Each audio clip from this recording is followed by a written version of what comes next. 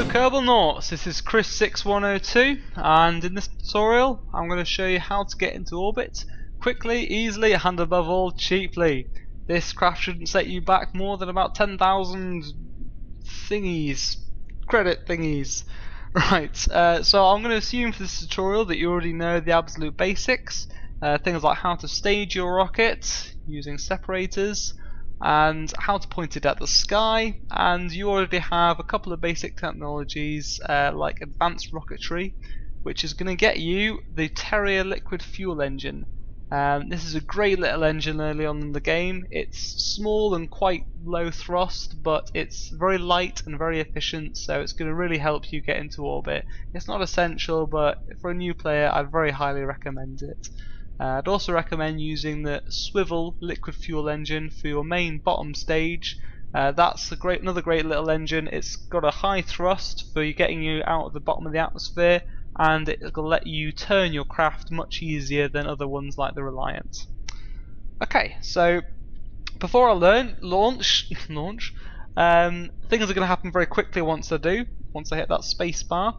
So I just want to run through a couple of quick things before I do.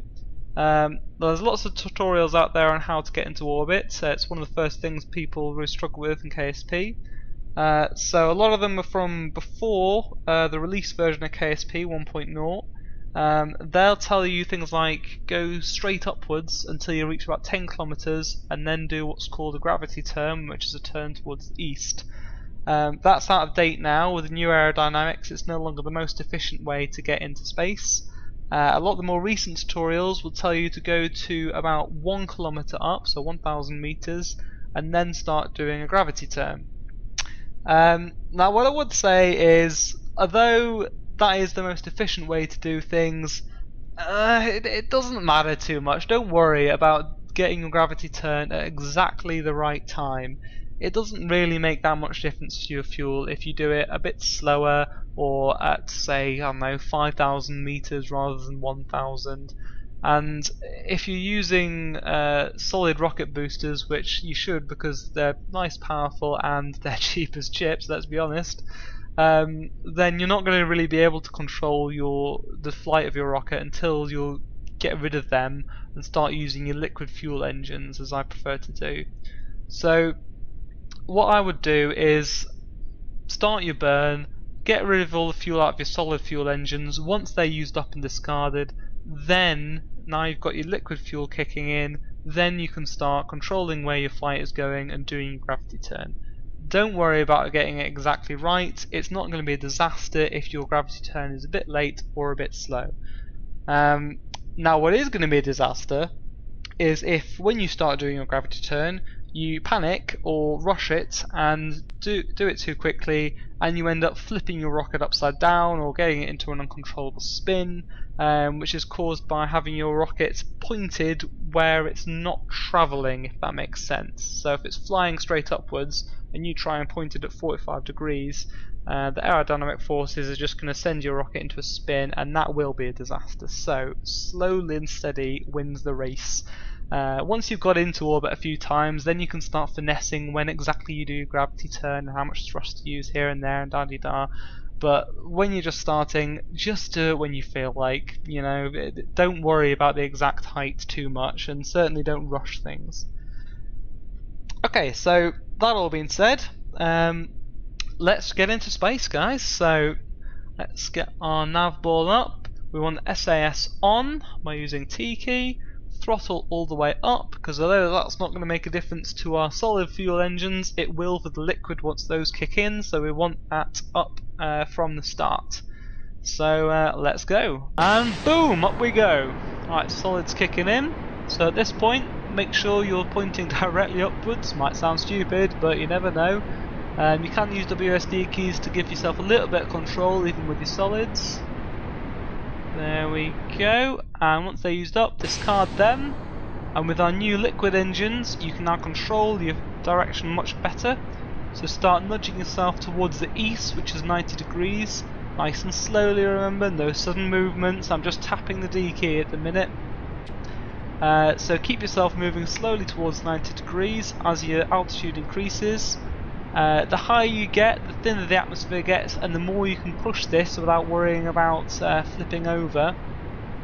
So keep yourself moving. Once you're confident that you got that underway, you can hit the M key to bring up map. Bring your nav bar straight back up to keep an eye on that. You don't want to start creeping the other way. And on your map you'll see your apoapsis. We want to first of all get that up above 70 kilometers, 70,000 meters. But we don't want to go straight upwards, which is why we're doing a gravity turn. We want to be moving sideways as quickly as possible. The sideways velocity is what's going to turn this from a suborbital flight into an orbital flight. Once we get moving about 2,200 meters a second sideways, then we should be in orbit, provided we're also in space. So keep your gravity turn going, nice and slowly now. Between about 10 and 20 degrees, you can stop there, that should be fine. Apoapsis is still climbing, keep an eye on that. I'm going to stop the gravity turn there and just hang fire. There we go, still climbing, and as you can see our trajectory is getting longer and longer as we're picking up sideways speed. Now my thrust has stopped, so that must mean we're out of fuel. So let's just go back to our rocket, dump that stage, and have our little terrier kick in. Back to map view, keeping an eye on our apoapsis. I like to get it to about 75 meters, 75,000 meters. There we go. You only need to get to 70,000 meters, but 75 gives you that little bit of margin of error, and it doesn't take that much more fuel. So I'd always recommend doing that. Now we simply wait. We don't need to keep thrusting at this point. Once you've got 75, I've killed my thrust.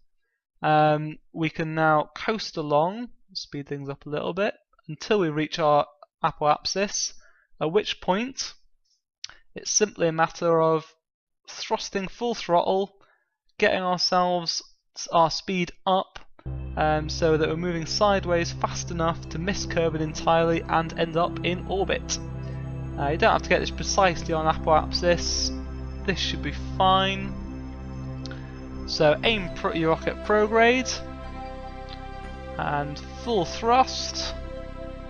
Now one thing you need to do at this stage, two things: keep an eye on your speed, so you want to be looking at to get about 2,200 to 2,300 meters a second, and you'll see the orbit change at that point as well. And you also want to keep an eye on your fuel.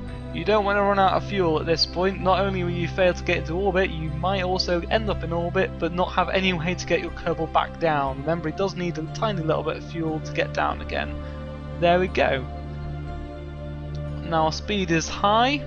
We've got above that 2,300 mark, and we've got a periapsis that's appeared and is above 70,000 meters, and our apoapsis is therefore of course even higher. So congratulations guys, you are now in orbit. There's no degradation of orbit in KSP. This can just simply keep on going forever. You can orbit as many times as you like, and when you're ready to get back down, well, that's a whole other kettle of fish. If you do want to check that out guys, check out my next tutorial on deorbiting and re-entry.